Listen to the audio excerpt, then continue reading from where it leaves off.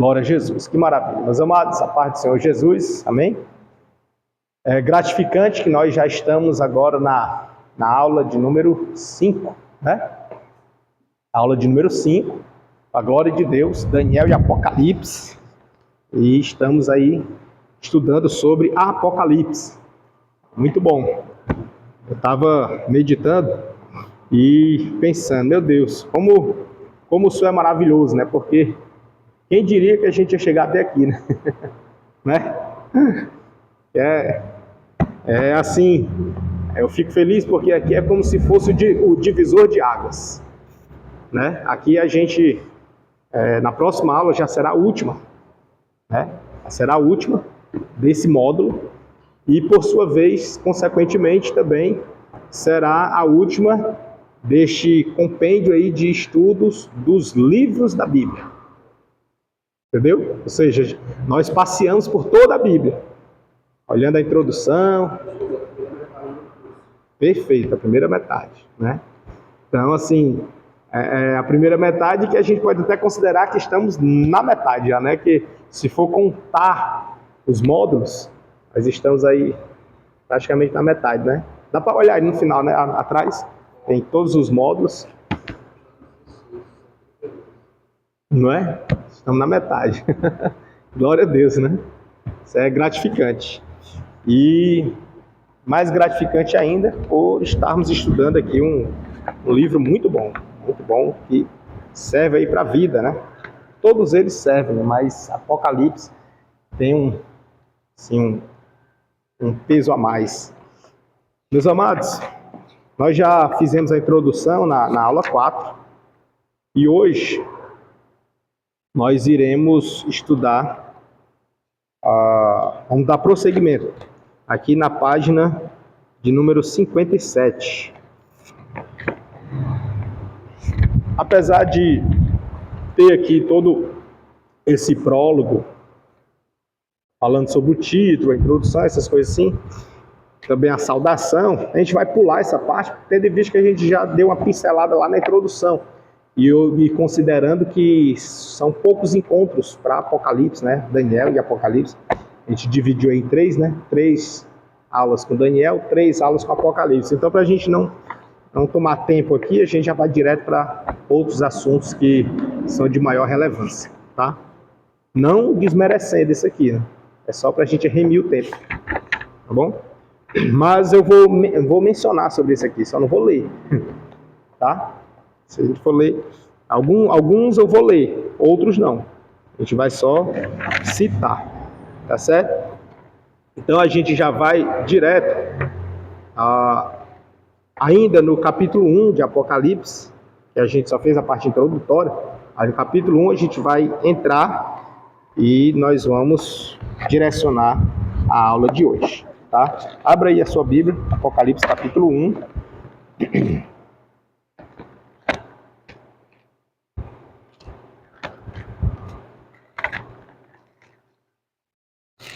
A partir do versículo 3, ele vai falar sobre as bênçãos e as bem-aventuranças.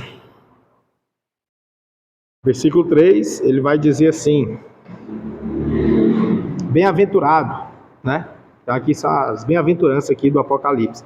Bem-aventurado aquele que lê e os que ouvem as palavras desta profecia e guardam as coisas que nela estão escritas, porque o tempo está próximo, tá? Em algumas traduções vai falar o fim está próximo, mas na grande maioria aí o tempo está próximo. Aqui a gente percebe que ele trata essa escrita como sendo profecia, né? E se a gente for analisar, profecia, ela fala tanto do que passou, mas ela tem um teor maior para o que vai acontecer, né? Profecia. Ela fala daquilo que vai acontecer. Ela busca o que já passou só para contextualizar, mas ela direciona para frente, tá? E aí, aqui ele trata sobre isso. E guarda as palavras desta profecia, que ouve e que guarda as coisas que nela estão escritas. Aí vai o versículo 4, que diz assim, a saudação que ele dá. João, Ele se apresenta, né? João. Aí já endereça, direciona, diz as 7 igrejas. Não sei se na de vocês está o A craseado. Está craseado? Pronto. Ele está direcionando, está dizendo João, as 7 igrejas. Né? Está direcionando para lá. Que estão na Ásia.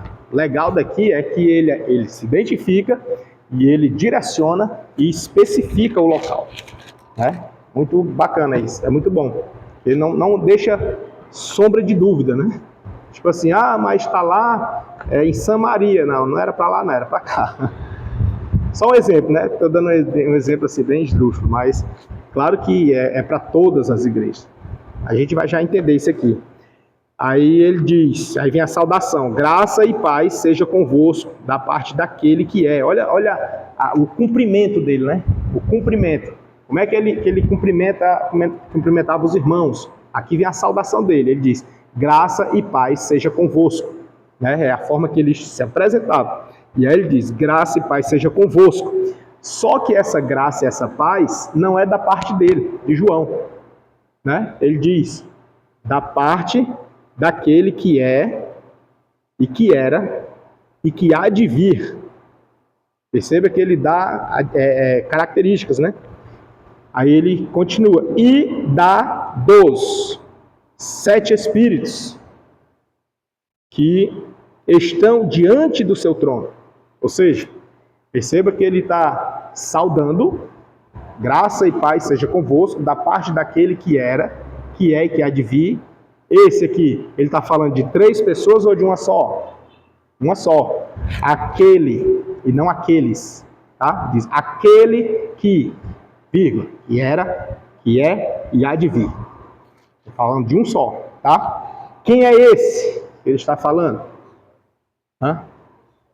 Pronto, perfeito. A priori a gente pensa que é Jesus, né? Porque é o que era, o que é, que há de vir. A gente está esperando quem? Jesus. Só que aí nós somos tipo induzidos a erro. Né?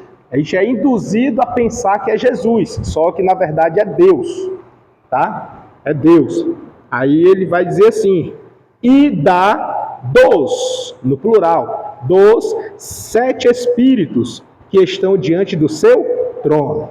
Né? Ou seja, de quem é o trono? Deus. Quem é que está no trono? Deus. É bem verdade que Jesus também está assentado à destra do Pai. Né? Mas quando se fala assim de trono, assentado no trono, refere-se a Deus. Tá? E aí ele fala dos 7 espíritos que estão diante do seu trono. Então já é outro ser aqui, né? Outros seres. Porque fala dos 7 espíritos. É outro ser. Tá bom? Outro ser, no singular. Aí, como é outro ser, quem é este outro ser? Este outro ser, que é os 7 espíritos, eu botei ali? Não, botei não, mas os 7 espíritos, teologicamente falando, refere-se ou atribui-se ao Espírito Santo. Por que ao Espírito Santo você está falando de 7 espíritos? Porque o Espírito Santo, ou aqui nos 7, trazendo para a numerologia, o 7 ele simboliza na Bíblia o quê? Perfeição. Então, quando fala dos 7 espíritos que estão diante de Deus, é como se falasse do Espírito perfeito. A perfeição do Espírito. E quem é esse Espírito que é perfeito? O Santo. O Espírito Santo. E ele é o de Deus. E aí ele fala que ele está diante de Deus. Perceba que aqui a gente tem um encontro da Trindade. Aquele que era, que é e que há de vir, quem é? Deus. E dos 7 espíritos, nós estamos em Apocalipse 1, 4.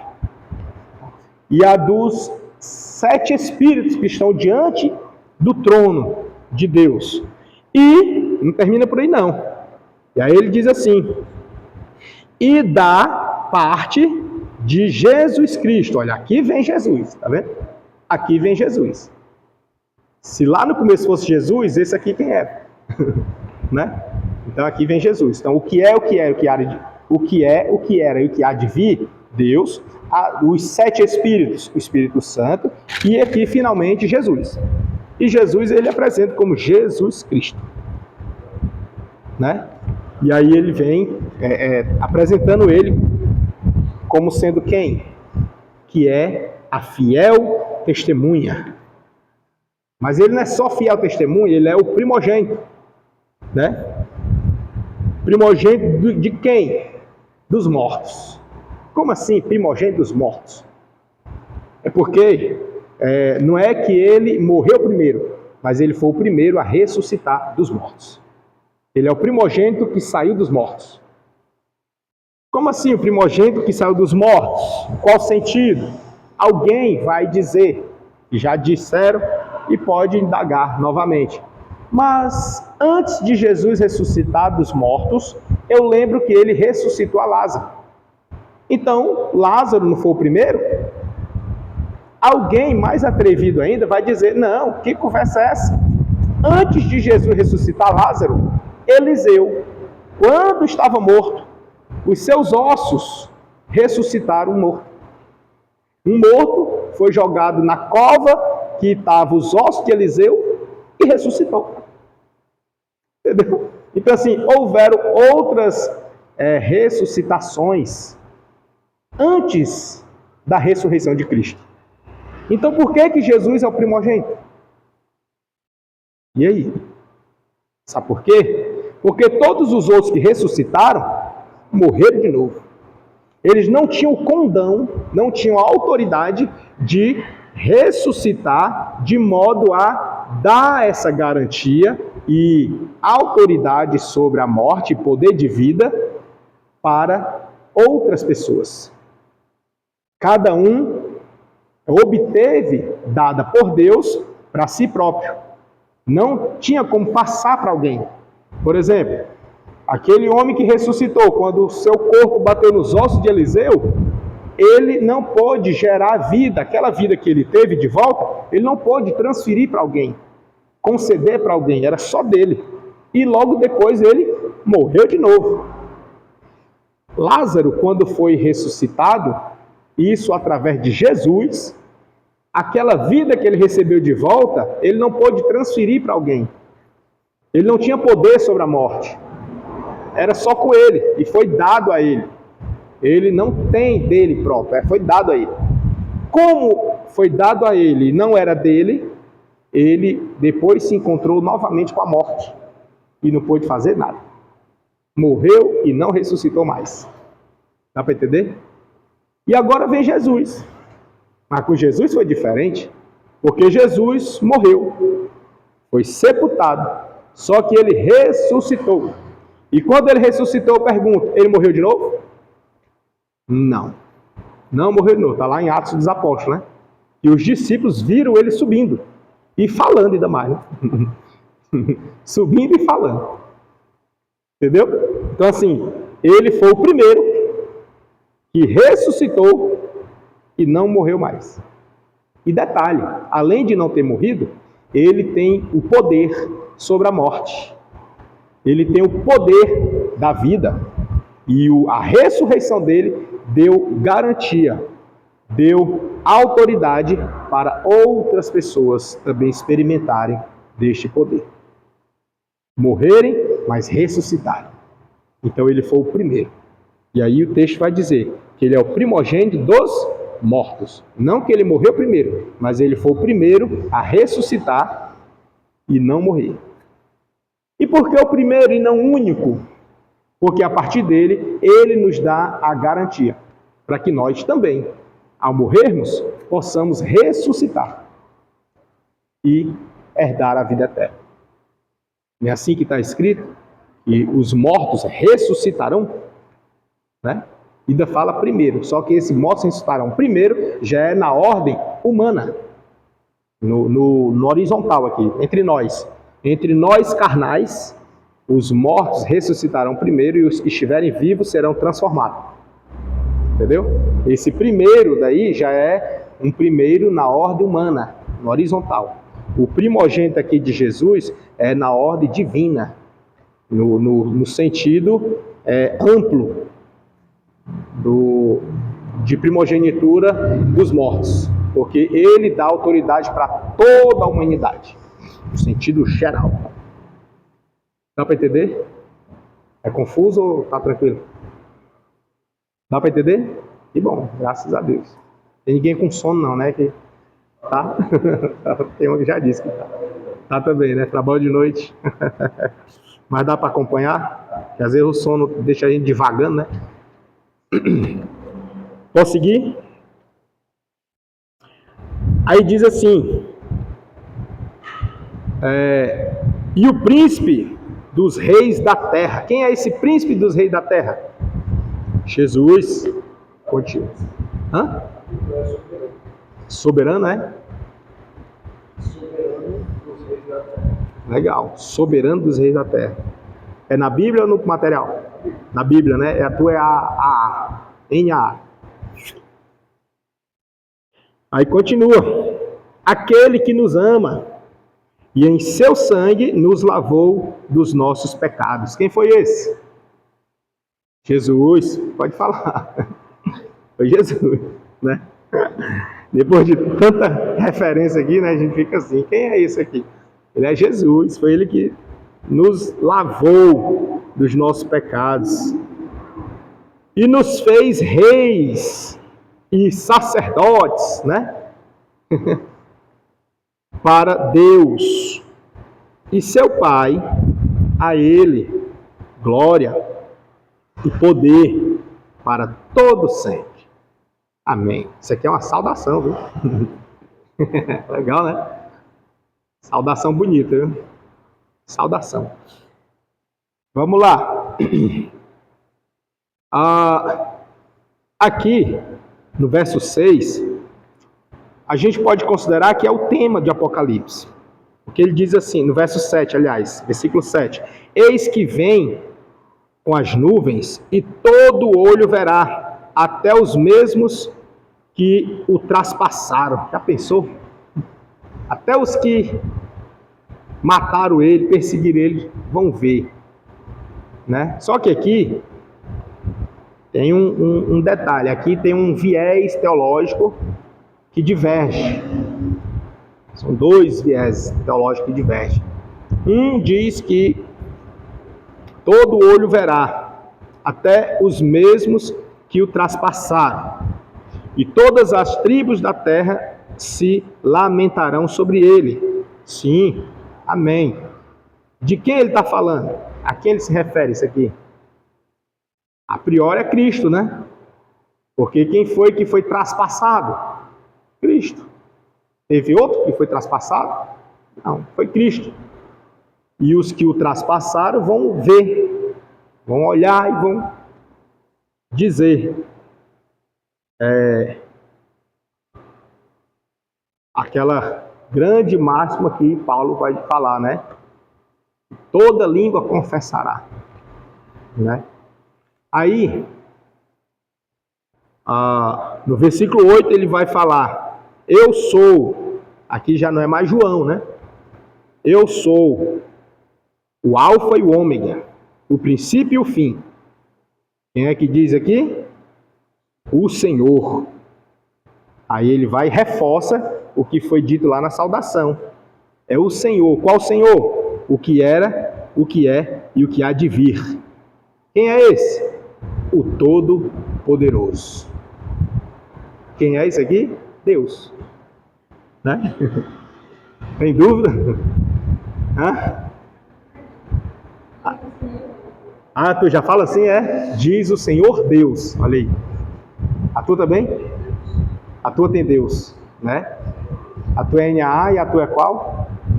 NVI. Aí as duas já vêm dizendo, né? Diz o Senhor Deus. E a King James diz o quê? Não fala nada, diz o quê a King James? É 8. Diz o Senhor Deus? Declara o Senhor Deus. E a Jerusalém? O Senhor Deus também, né? Olha aí. Eita. Tá forte, né? Glória a Deus. Diz o Senhor Deus.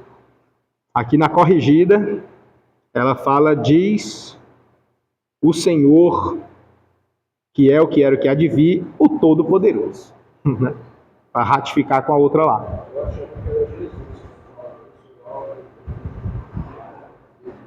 a gente, comumente falando, a gente atribui para Jesus, né? Não estaria tão errado considerando a Trindade, né? Mas aqui vê que ele está separando cada um no seu lugar, né? Hã? Exato. A gente tem que ir pela Bíblia. Ainda que eu diga qualquer coisa que não bata com a Bíblia, fique com a Bíblia, viu? Aí dizer, pode eu num sono, num deslize aqui, a pessoa falar coisa, né? Acontece. É ser humano, não espere perfeição do ser humano, aqui não tem não. Vamos avançar, irmã. Aí, quando ele diz o alfa e o ômega, o que ele está dizendo? Aqui os judeus, eles criticam essa parte. Os judeus ortodoxos, eles criticam essa parte do alfa e o ômega. Porque, para eles, isso aqui está limitado ao grego. E quando está limitado, restrito ao grego, logo, para eles, nem Bíblia é. Porque é o Novo Testamento. Para eles, o que equivale? O Antigo Testamento. Né? Entendeu? Então, para eles, o que vale é A. Para nós, vale os dois. Para eles é o lá. Então, quando fala alfa e ômega, aí diz, tá vendo? Esse não é o Deus que nós seguimos, né? Não é o Messias que havia de vir. Se fosse no Antigo Testamento, poderia-se considerar que era o Aleph e o Tal, que é a primeira e última letra do alfabeto hebraico. Eu sou o Aleph e Tal. Tal mesmo, T-A-U. Aleph e Tal. Deixa eu botar aqui só para forma curiosa, né? Tá bem aqui, Aleph e Tal. Que é o primeiro e o último. Aqui já fica sendo o primeiro e o último, porque apesar da gente considerar a letra, mas é contada como número. É o 1. E Salmo 119, Provérbio também. Exato, né? Tem lá? Perfeito. Salmo 119 vem trazendo o alfabeto hebraico. Sobre essa do áudio, o símbolo do áudio é ouro, né? E o tal é a cruz. Aí isso é que Jesus perfeito. O desejo do ouro lá, que é cristal sacrificado, para os pecados.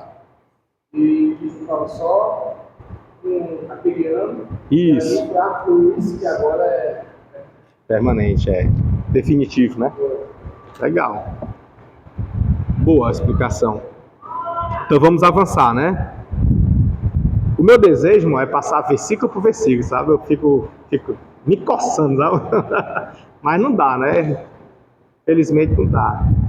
Eu fico assim, eu me sinto tentado. Eu preciso pular e é muito assim, muito desconfortável. Mas vamos avançar. Daí, meus irmãos, se considerar no alfabeto hebraico, ele diria, eu sou o Aleph e Tal. Considerando no alfabeto grego, eu sou o alfa e o ômega. Ou seja, o que ele está dizendo? Eu sou o começo e o fim. Eu sou o primeiro e o derradeiro. Eu sou a totalidade. Eu sou o tudo que possa existir. Eu sou tudo que você possa precisar. Eu sou o que completa, o que preenche. Ele está dizendo, eu sou o que começa e o que termina. Então, antes dele não há ninguém, e depois dele não haverá ninguém.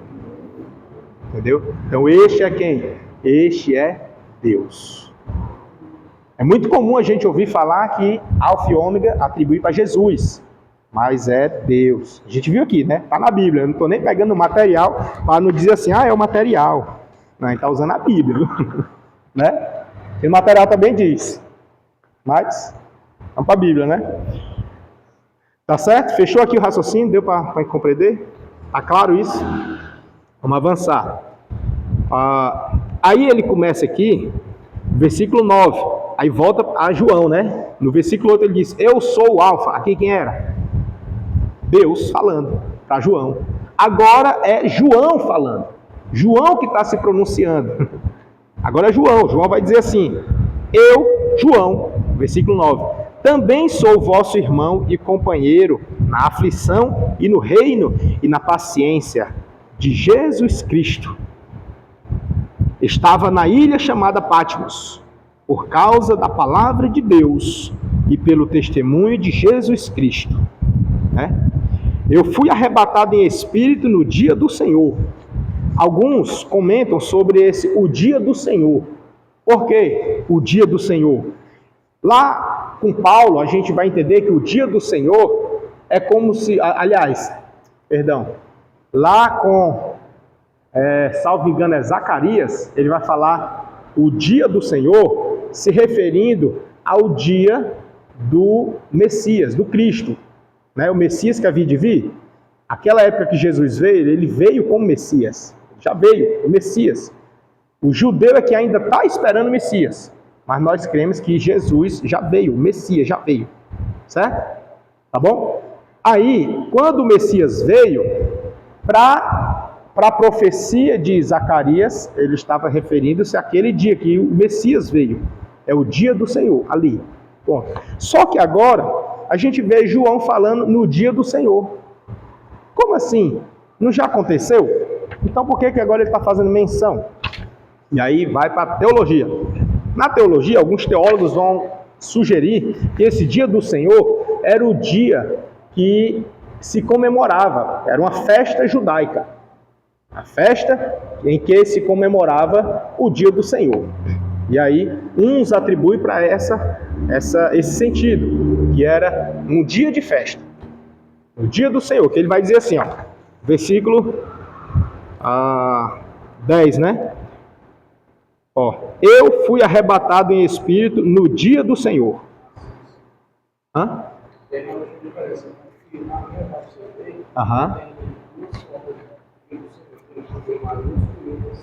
Um D minúsculo, Tá sem. Pronto. Talvez a D maiúsculo seja lá de Zacarias.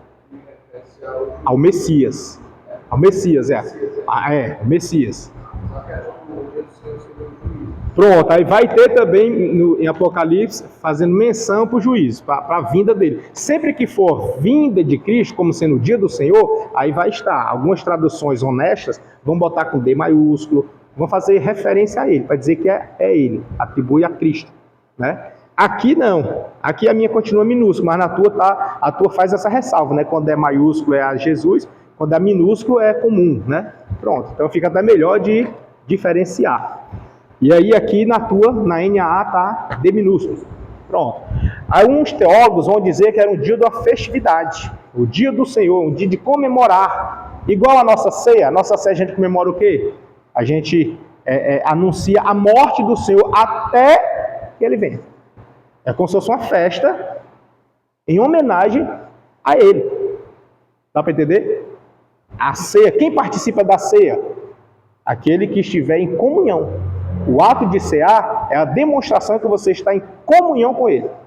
E quando você celebra a ceia, você está dizendo: Maranata, ora vem, Senhor Jesus, pode vir. Você está clamando e invocando para que ele venha. E ele vir, o ato dele vir é considerado como o dia do Senhor. Ele vir. Então toda vez que a gente comemora, anuncia e celebra e chama para ele vir. Entendeu?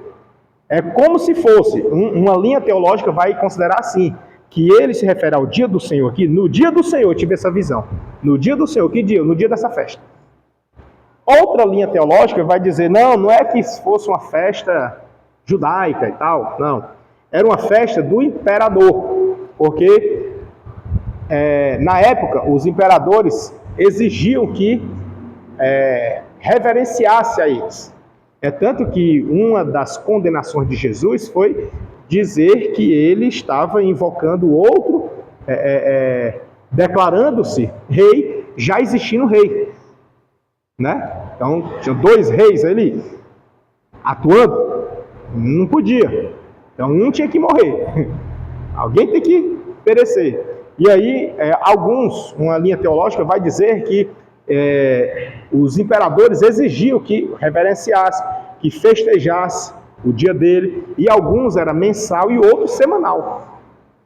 Então, aí é uma linha, Essa linha, para nós, na teologia, na teologia bíblica, a gente descarta. Por quê? Porque se João estivesse considerando o dia do Senhor, seu dia do imperador, logo entraria em contradição no que diz respeito a reverenciar o Senhor, Deus de toda a terra. Entendeu? Para ele chamar de Senhor, o dia do Senhor, apesar de estar com D maiúsculo, é só o D minúsculo, aliás, o D minúsculo, mas aqui na corrigida ele traz com um S maiúsculo.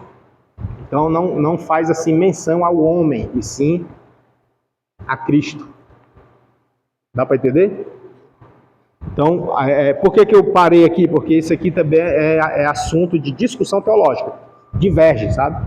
Divergindo. O dia do Senhor, que dia do Senhor é esse? Era o dia do Messias? Então já passou. Era a vinda dele, então ele já veio, entendeu? Aí fica nesse negócio. E aí ele está falando que o dia do Senhor, mas como se fosse uma festividade. E comemorava-se o dia do Senhor.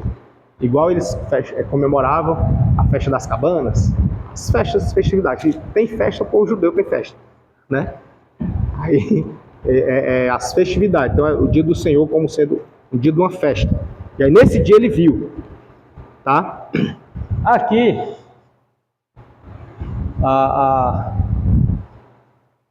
o nosso cronograma para a aula de hoje, para a gente não ficar divagando muito, aqui no nosso material eu vou falar na página 57, 59, isso. Na página 59, falar sobre a visão do Filho do Homem, que é Apocalipse 1:9. Essa que a gente já viu aqui, já está passando por ela, e vai até o versículo 20, tá? Nesse contexto,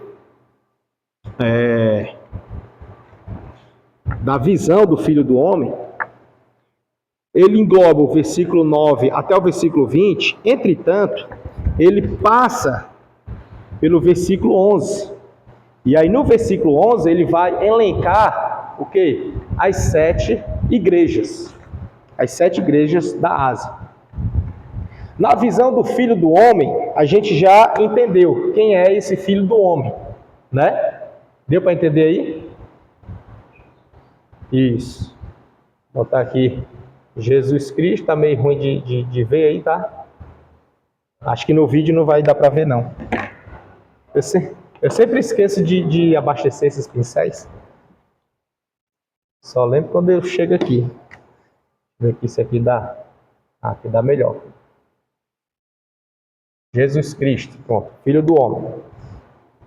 E as 7 igrejas. Essas 7 igrejas aí vai listar lá no versículo 11.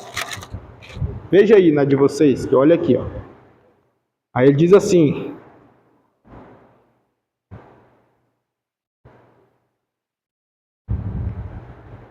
no versículo 10 que ele vai falar, ó, que eu fui arrebatado em espírito no dia do Senhor e ouvi de trás de mim uma grande voz. Então, aí ele ouviu uma grande voz, como de trombeta, que dizia, aí a voz dizia para ele, o que ela dizia? O versículo 11: o que vês? Escreve-o num livro e envia-o às 7 igrejas que estão na Ásia. Deixa bem específico, né?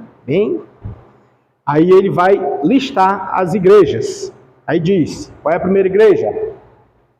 A Éfeso, né? Ficou ruim aqui já. A Éfeso. Segunda igreja, Esmirna.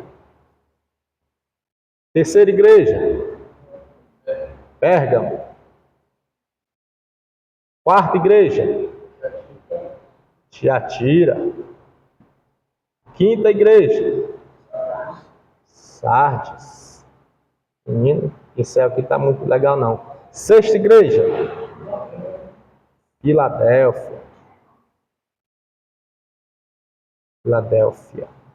E a 7ª igreja, Laodiceia. Tá ruim, viu? Aí, ele listou aqui todas elas. Daí vem o versículo de número 12, que João vai dizer assim: e virei-me para ver quem falava comigo. Teve coragem, né? Assim, Eu acho interessante, né, que ele teve coragem, é que ele teve a ação. A ação que eu falo não é a atitude, tá? É a coordenação de pensar e conseguir coordenar o corpo para fazer. Por que eu digo isso? Porque por experiência própria. Como eu já falei, eu tive a experiência dada pela graça de Deus, Senhor, né? E de ter essa experiência parecida com a de João. João, ele teve a visão, foi arrebatado e ouviu a grande voz, uma grande voz como de trombeta que falava por trás dele. E essa voz falou, e depois que ela falou, ele se virou para ver quem era. Né? Ele se virou para ver quem era. Nesse se virar, irmãos, na experiência que eu tive com Deus, Deus já permitiu de eu ser arrebatado em espírito, né? Como eu já falei. E nesse ser arrebatado em espírito, me levou a uma dimensão do céu, aonde o chão era o céu. Onde eu estava pisando, eu tinha consciência disso, você fica consciente. E eu ouvi uma voz que falava atrás de mim, uma voz. E essa voz falava, e lá no final vi uma luz. E me dava um entendimento. A voz falava e eu compreendia perfeitamente, mas eu não tinha a ação. Entendeu? Não tinha ação. Tipo assim, eu vou me virar para ver quem é. Não tinha, porque no meu sentido, a voz falava aqui, mas eu já sabia que era Deus falando. E que lá no final estava a glória dele, a luz. Mas ele falava aqui atrás de mim. Entendeu? E a consciência. E aí ele passou a mensagem, mandou entregar o recado, trazer o recado para a igreja, e depois que ele falou, ele disse, agora vai. E enquanto ele falava, no meu sentido, eu já sabia que eu já ia descer. E logo eu me desesperei, pedindo para que ele não deixasse eu descer, porque eu não queria descer. Eu queria ficar lá, porque lá estava muito bom. É algo assim que você já sente dentro de si o prazer de estar lá. Aí, eu, no meu sentido, já sabia que eu ia descer, mas não teve aonde se segurar. Não teve aonde se pegar, nem a ação você tem. Entendeu? Você tem a consciência, sabe que vai descer, sabe qual é o recado, sabe o que tem que fazer, mas não tem como fazer, não tem reação assim. Entendeu? E aí, de repente, eu já estava dentro da igreja de novo. Aí, quando eu estava dentro da igreja, quando eu olhei em volta, que eu caí em si, que eu vi que eu estava na igreja, eu já tinha saído de lá, aí eu comecei a chorar desesperadamente. O choro não é pelo que eu vi, o choro é porque eu voltei. Entendeu? Mas eu chorei, irmão, mas chorei mesmo, assim. E saí da igreja, e aí eu fui fazer o que Deus falou. Ia para as igrejas testemunhar, entregando o recado que Deus tinha dado. Então, assim, isso fez com que eu tivesse essa experiência. Eu lendo aqui João, eu me remeto e admiro, porque ele se virou. Para ver um detalhe tão pequeno, né? Mas para mim faz muito sentido isso aqui, porque ele se virar, rapaz, não tem como, assim, eu pelo menos na minha experiência, eu não conseguia. Pode falar. Aham. Eu me lembrei da conspiração de Jesus. Também estava lá. Isso. Aí, lá, Deus aparece, né, na nuvem e diz, este é meu filho amado, que eu me agrado.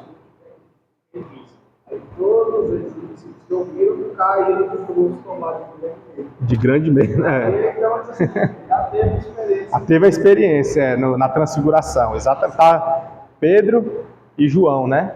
E Tiago, os três, na transfiguração. Eles viram ou eles ouviram? O que diz o texto? Eles viram ou ouviram? Lá.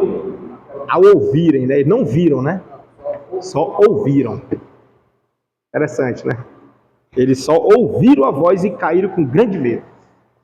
Rapaz, você não tem assim, você fica realmente sem ação. E aqui nesse caso, Deus deu a graça a ele para ele ter reação. E aí o versículo 12, e virei-me para ver quem falava comigo. E virando-me, vi 7 castiçais de ouro. Né? 7 castiçais. A gente já entra aqui para os 7 castiçais. O legal é que o próprio texto explica. Né? Aí os 7 castiçais, e diz assim, e no meio dos 7 castiçais, um semelhante ao Filho do Homem, vestido até os pés de uma veste comprida e cingido pelo peito com um cinto de ouro. E a sua cabeça e cabelos eram brancos como lã branca, como a neve, e os olhos como chama de fogo, e os seus pés semelhantes a latão reluzente, como se tivesse sido refinado numa fornalha, e a sua voz como a voz de muitas águas. E ele tinha na sua destra 7 estrelas, e da sua boca saía uma aguda espada de 2 fios, e o seu rosto era como o sol, quando na sua força resplandece. E eu, quando o vi, caí a seus pés. Aí aqui ele já cai, né? Quando ele vê. Lá na transfiguração, quando ele ouviu, caiu. Aqui ele viu. Aí caiu. Caiu aos seus pés como morto. E ele pôs sobre mim a sua destra, dizendo-me: não temas, eu sou o primeiro e o último. Né? Isso. Né? É tipo assim, traduzindo, né? Explicando. Aqui, meus irmãos, vem uma uma indagação e permeia em alguns, né? Os que gostam de estar explicando e perguntam: quem foi esse que João viu? Ele viu o próprio Deus ou ele viu Jesus? Uns vão dizer assim: ele viu Jesus. Se ele viu Jesus, por que ele não reconheceu? Ele conhecia Jesus, né? Por que ele não reconheceu? Aí vamos esticando mais um pouquinho. Se ele viu Jesus, se era Jesus e ele viu Jesus e não reconheceu, então nós iremos reconhecer alguém lá no céu? Haverá reconhecimento? Está entendendo? Essa é uma coisa ligando a outra. São só suposições, tá? Voltando aqui para a estaca zero. O eixo. Se era Deus, não era Jesus, se era Deus, aí, então, haverá a possibilidade de ver a Deus? Entendeu? E aí fica essas enquetes, né? Hã? Só que isso aí é algo que a gente vai desenrolar em outros módulos. Vamos desenrolar. Aqui, obviamente que eu fico só jogando lenha na fogueira. Porque aqui nós estamos no livro, né, do Apocalipse, entende? Não sei se já deu para vocês compreenderem que desde da primeira aula do curso, a gente vem só conhecendo os livros. Dá para perceber isso? Pronto, então é só jogando lenha na fogueira. Aí depois a gente vai entrar em discussões teológicas. Entendeu? Avançar, né? Então aqui a gente faz só assim, só joga lenha, lança para vocês pensarem. E depois a gente, quando chegar no módulo específico, a gente vai discutir. Entendeu? Então vamos avançar. Continuando a leitura. Diz assim, ó. Ele fala que é o primeiro e o último, né? Aqui, nos versículos anteriores, o alfa e o ômega, quem era? O princípio e o fim, quem era? Deus, né? Aqui nos versículos anteriores. Aí aqui, ó. Eu sou o primeiro e o último. E o que vive? Fui morto. Mas eis aqui, estou vivo para todo sempre. Amém. E tenho as chaves da morte e do inferno.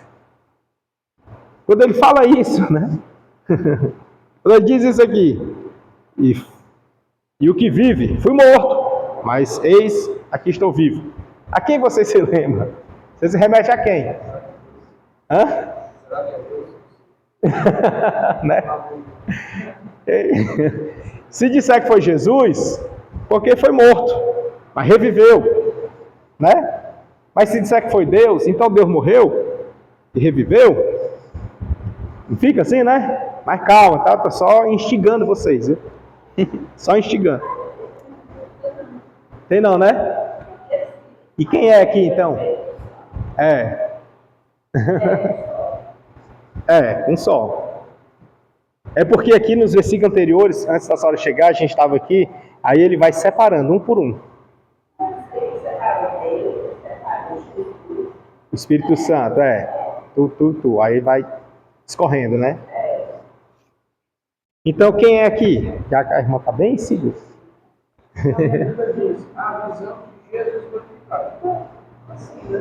A epígrafe aí, né? Aí é a epígrafe. Vai pela epígrafe. A epígrafe foi o homem, viu? Legal, né? Então vamos aqui.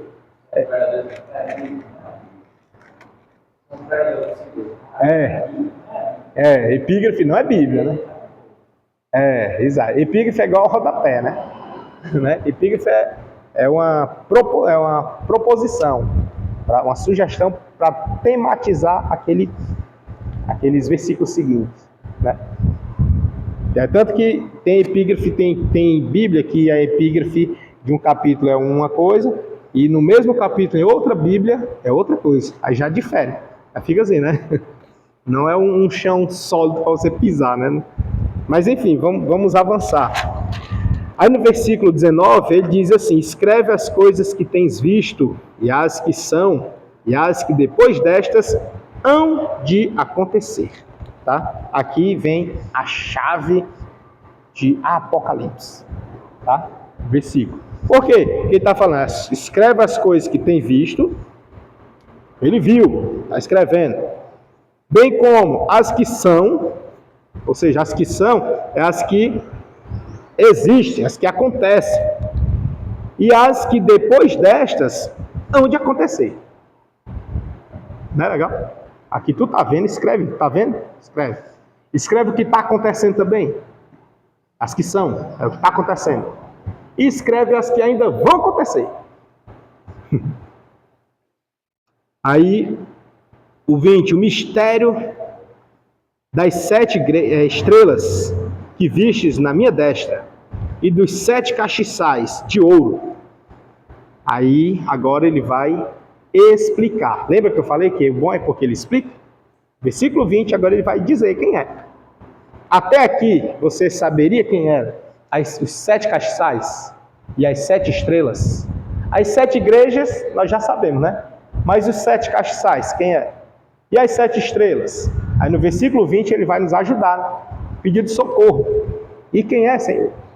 Aí ele diz aqui, né? O versículo 20, ele diz assim, ó.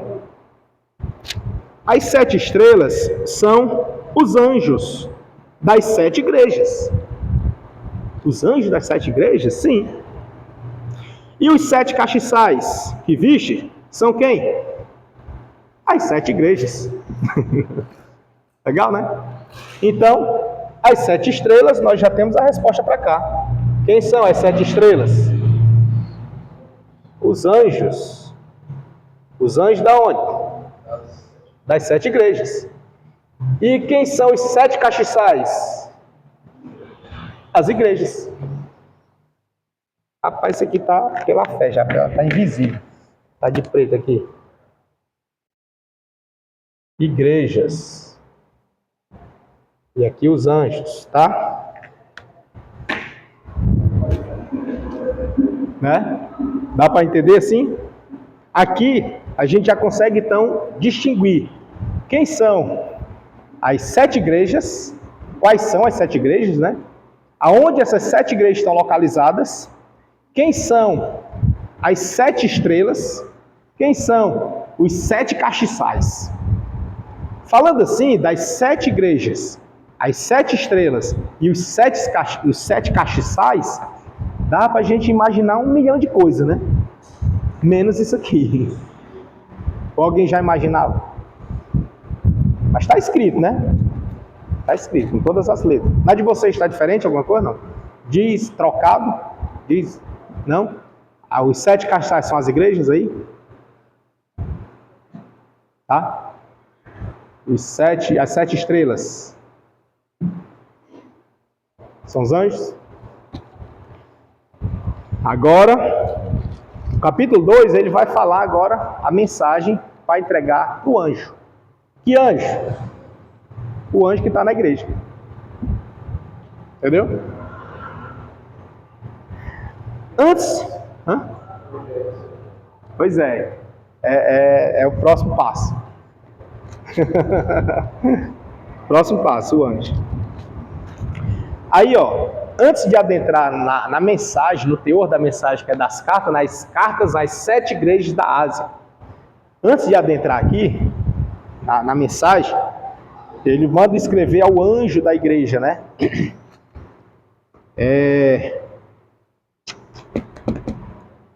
Fugiu o que eu ia dizer. Aí já volta. Então vamos seguir. Já eu lembro de novo. Ele vai agora escrever a mensagem ao anjo que está na igreja. Lembrei. Essas 7 igrejas, apesar de serem só 7, mas na Bíblia o 7 não é a perfeição, é a plenitude, é o todo, é integral, entende? Então, pode assim considerar que essas 7 igrejas são a representatividade de uma totalidade de igrejas que existe. Entendeu? Mas existe... Eu até ia pesquisar, dá um Googlezinho bem ligeirinho e ver quantas igrejas existem no Brasil. Bota só no Brasil, que o Brasil já é vasto, né? Vê aí, quantas igrejas existem no Brasil? Só para a gente ter uma noção assim, por cima, né? Bota aí, bota protestante. Considerando, né, os protestantes. Mais de 87 mil igrejas. Em 2021, o dado, o último censo, né, a última... Mais de 87 mil igrejas evangélicas, né? Isso não são prédios, não são congregações, denominações, né? É assim? Só igrejas, né? Aí você só vai dizer mais na frente, sendo mais de 109 mil templos. Vai ser né? Mais de 87 mil igrejas, não diz assim, especificando, né? Igrejas, como assim? Denominações ou templos? Vê aí se o que ele considera igreja, né? Denominações ou templos. Tá? Aí, nesse sentido, quando ele trata aqui as 7 igrejas, ele está usando aqui a representatividade de uma totalidade, certo? De um todo, do que existe. Tipo assim, as espécies. Mas tem uma igreja lá que ela é assim, assim, assado, mas ela deve ter alguma coisa dessas 7. Algum comportamento, alguma característica dessas 7. Mas igreja tal é diferente. Lá o negócio é tal, mas ela deve ter alguma coisa de uma dessas 7. Dá para entender? Essas 7 é a base. Dá para entender assim? Por exemplo, a gente tem a distinção aqui de assembleia. Aí só de assembleia tem um monte. Tem a Assembleia Templo Central, tem a Assembleia Bela Vista, tem a Assembleia Fortaleza, Assembleia Montese, só aqui no Ceará, né?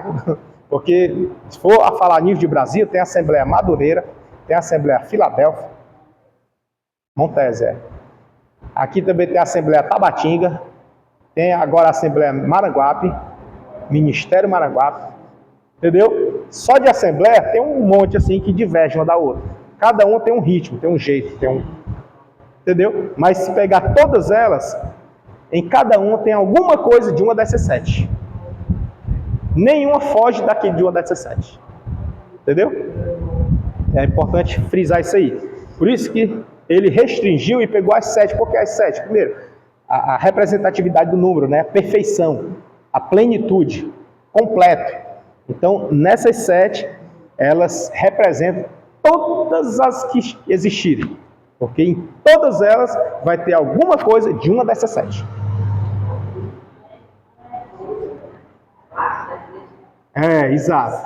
Exato. Não é a placa da igreja, né? A placa a gente fala denominação, né?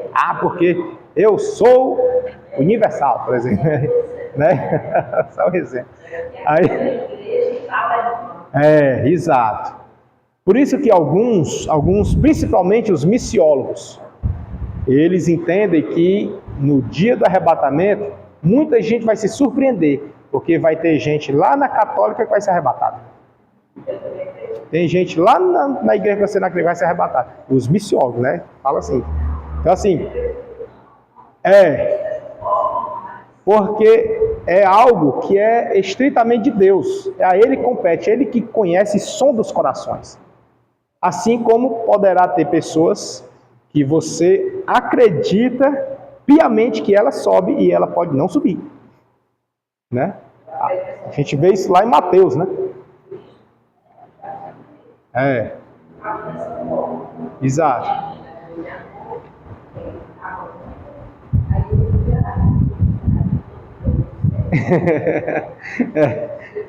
E revelou, não foi? Pois é.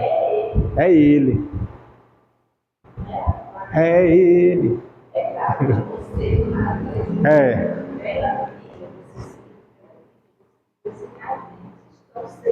Seguindo a Bíblia, exato. Tem que estar nos padrões bíblicos. Agora, claro, é óbvio que em cada uma delas tem algo a melhorar.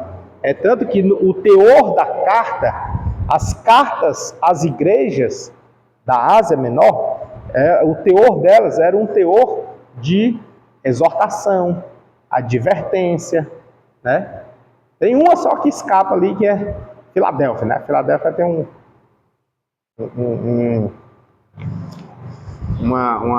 elogio da parte de Deus. Agora, o interessante é que Deus, ele mostrava em que elas precisavam melhorar, mas ele também trazia a qualidade, né? Ó, tu é assim, assim, assim, porém tem isso aqui contra ti.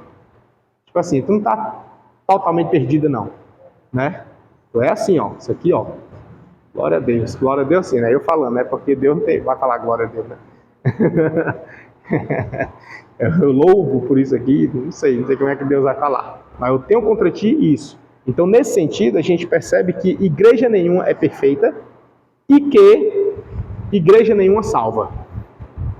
Nós só temos que ter a plena ciência de andarmos coerentemente nos padrões bíblicos que Deus estabelece para o seu povo. Aí nas 7 igrejas a gente percebe características peculiares de cada uma. Então vamos lá, vamos entrar agora às cartas, né?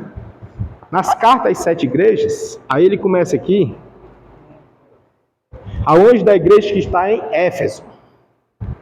Éfeso, meus irmãos, era a igreja mais próxima aqui de Patmos, né? Quem lembra aí do que é isso aqui? A ilha de Patmos. Tá? Você ainda lembra disso aqui, não? Eu botei aqui, feito um rascunho, o mar Mediterrâneo, a gente entendeu onde é, né? Aqui é Jerusalém, Samaria, Síria, Tarso, aí aqui a Ásia Menor. Aqui do mar Mediterrâneo tinha um braço subindo, que era o mar Egeu, né? Subindo aqui, o mar Egeu.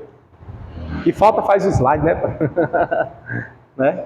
Aí aqui o Mar Negro, o marzinho para cá. Então, as igrejas da Ásia estão aqui. Bem aqui, quase na entrada do Mar Egeu, fica a ilha de Patmos. João, ele estava preso aqui. Mas, depois da visão, aliás, na visão que ele teve, ele já estava em Éfeso. E de Éfeso, ele escreve as cartas e distribui. Manda para as outras igrejas. Então, a primeira que recebe a carta é a igreja de Éfeso. Pai do Senhor, viu? Deus abençoe. A primeira que recebe a carta é a igreja de Éfeso. Tá? Lá em Éfeso, não era coisa fácil. Ela era tida como a sede daquela região. Uma metrópole. Inclusive, aqui no nosso material, ele até traz, dizendo que ela era tida como a guardiã do templo. Diz assim, ó, Éfeso era a maior cidade da Ásia e o centro da administração romana daquela província. Ela tomou o título de guardiã do templo de Éfeso, para aquela região, tá? Por que diz para aquela região? Porque bem aqui, ó, bem aqui, tinha Antioquia. né?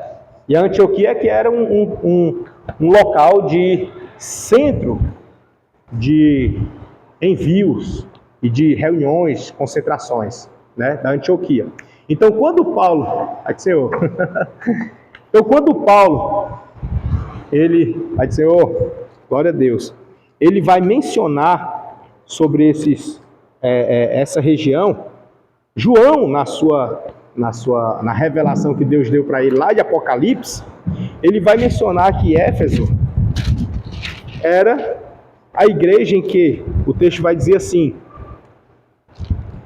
que eu sei as tuas obras e o teu trabalho e a tua paciência e que não pode sofrer os maus e puseste à prova os que dizem ser apóstolos e o não são, e tu os achaste mentirosos. Ou seja, aqui a gente consegue identificar o perfil da igreja de Éfeso.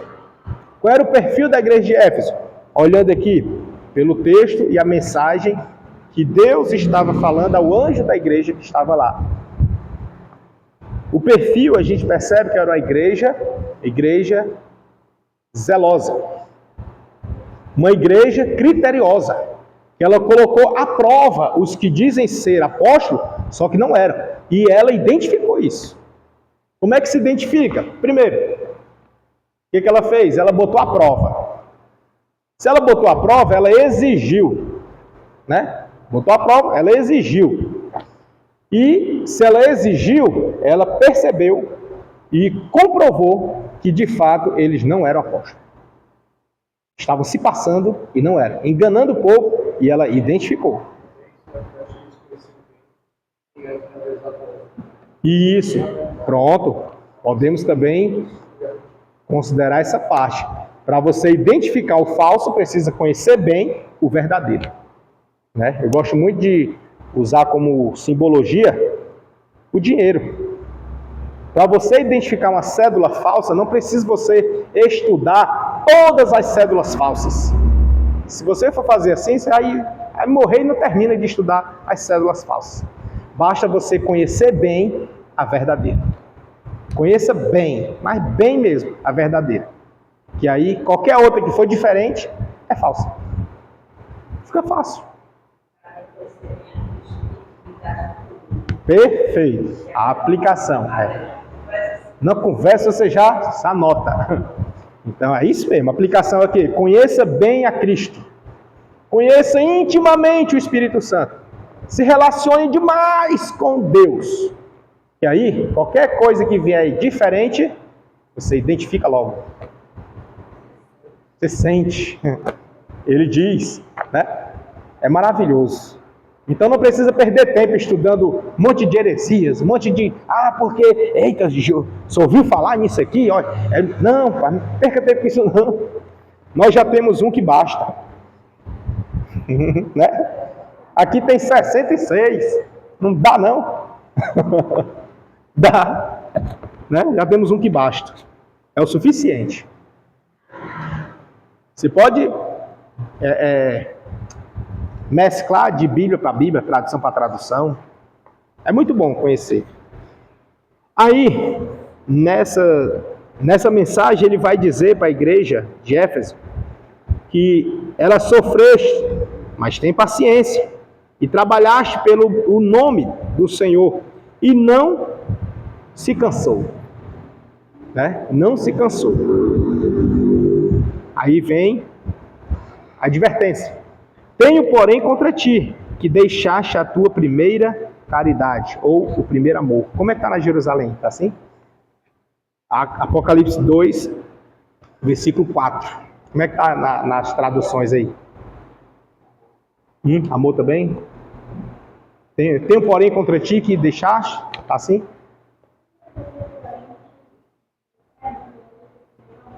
Pronto.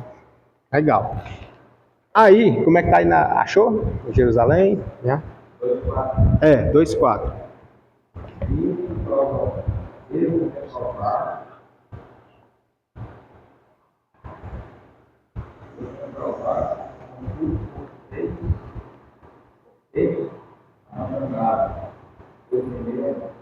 Perfeito.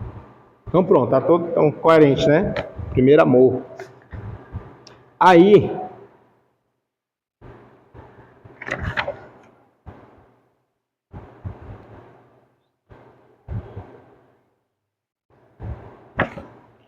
no nosso material, na página 62,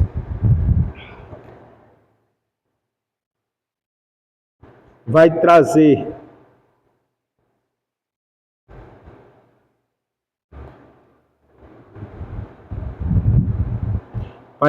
aqui no, acho que é o parágrafo 2º, para vocês identificarem.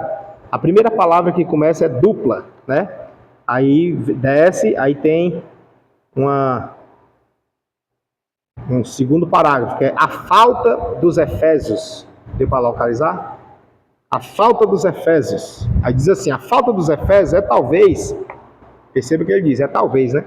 A perversão de sua principal virtude, sua oposição aos falsos irmãos, os conduzia à repreensão e dissensão dentro da igreja, levando-as assim a deixar o seu primeiro amor.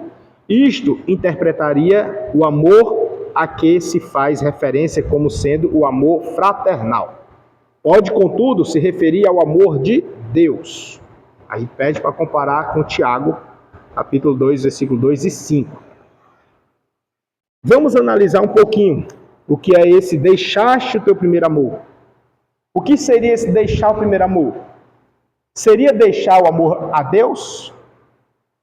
Ou seria deixar o amor fraternal entre os irmãos? Se considerarmos que tenho, porém, contra ti, que deixaste o teu primeiro amor, né? Se considerarmos deixar o primeiro amor, deixar o primeiro amor com Deus, logo, o que a gente poderia imaginar que, se for deixar o primeiro amor com Deus, não teria mais a sensibilidade de ouvir Deus quando ele falasse aqui nessa exortação, essa advertência. Porque uma das coisas que a pessoa perde logo de início, quando ela abandona o amor de Deus, é a sensibilidade de ouvir Deus. Deus fala, ela não escuta. Deus age, ela não percebe. Ela não nota. As coisas se fechando, o cerco se fechando, ela não nota. Entendeu? Ela não percebe. Para ela, não, aconteceu porque tinha que acontecer. Aconteceu porque é da vida. Aconteceu porque foi vacilo meu. Entendeu? Ela não nota. Aí, deixar o primeiro amor, considerando o amor, deixou o amor de Deus, né? Considerando deixar o primeiro amor, o amor fraternal entre os irmãos. Vamos para lá, para as hipóteses. Deixar o primeiro amor entre os irmãos. Sendo assim, não haveria mais compadecimento. Não haveria mais compaixão, né? E não havendo compadecimento e nem compaixão, logo, não haveria a sensibilidade para com o próximo. E aí, poderia ser que, agindo assim, sem compaixão ou compadecimento, pudesse ser que identificasse aqueles que dissesse que eram, sem ser. É bem verdade que é preciso ter o quê? Discernimento. Ter relacionamento com Deus, para poder identificar o que diz que é, sem ser. Mas para você fazer isso, vamos trazer para o campo da prática. Eu gosto muito de ser prático. Uma pessoa que ela é muito dada, uma pessoa que ela é muito boa com todo mundo, ela não tem malícia, todo mundo que se aproxima, que se aproveita, que vem mal intencionada, e ela nem nota, ela age com muito amor, com todo mundo. Essa pessoa vai confrontar alguém para identificar que esse alguém está agindo de má fé? Não. Porque ela é muito, assim, usando aqui um termo que